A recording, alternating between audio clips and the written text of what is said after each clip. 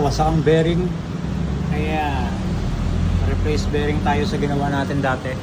So bali 215cc yan. Nasira yung bearing, then kumalon. Buti hindi tinamaan yung mga barbula. Okay pa naman siya. So tatanggalin natin yung inner para mapalitan ng bago.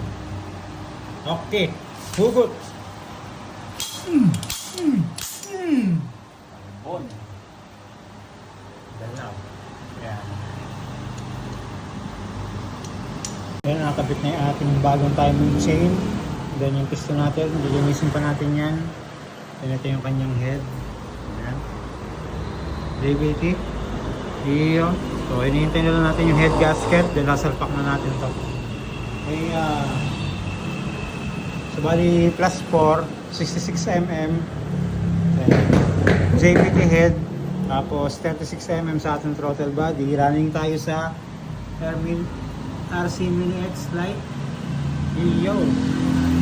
Yan, okay na. Nagigit na natin yung head at block. Iyo. Yung ating throttle body.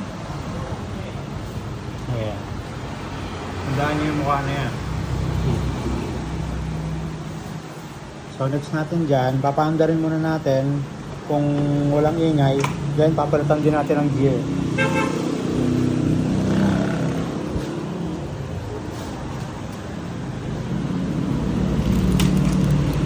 So sa gear natin is TSMP na 1333. Alright. Natin ang ating gear, TSMP. Ayan. TSMP. Ayan. 1333 yan. Sasarado na lang. Then kinukumpleto na niya yung kanyang pyesa. Kaha. Ayan.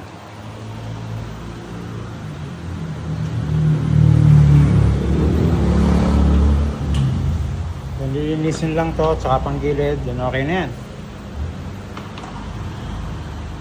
Alright, it's aliving na. It's silenting ulit. Kasi nung kanina, kasi dinalang dito yan, hindi na pinandar kasi tumalo na yung kanyang timing chain. So, dahil nagasgas yung timing chain niya, pinalitan na natin ng bagong timing chain, bagong bearing, inner, tsaka outer. Sa valve spring, yun pa rin, wala tayong pinalitan sa mga valve spring, rower arm, etc. Yun lang. Tapos ipal tayo ng gear. Then, bleeding na tayo ngayon.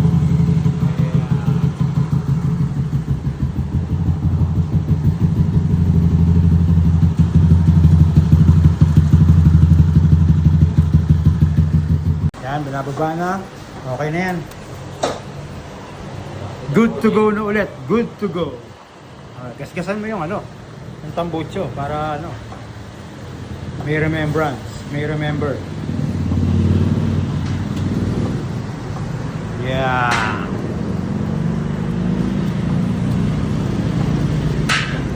The next natin to. Central stand. On the susi and fire. Yun, no?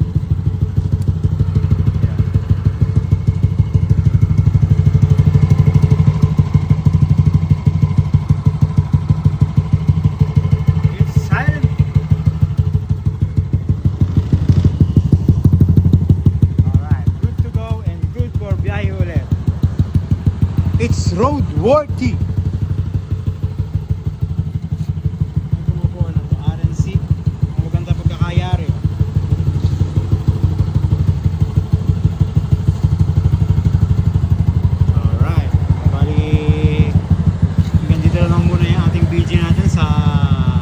Repair natin, repair, refresh yan. Kasi nililis na rin natin yung laman loob ng makina, lahat ng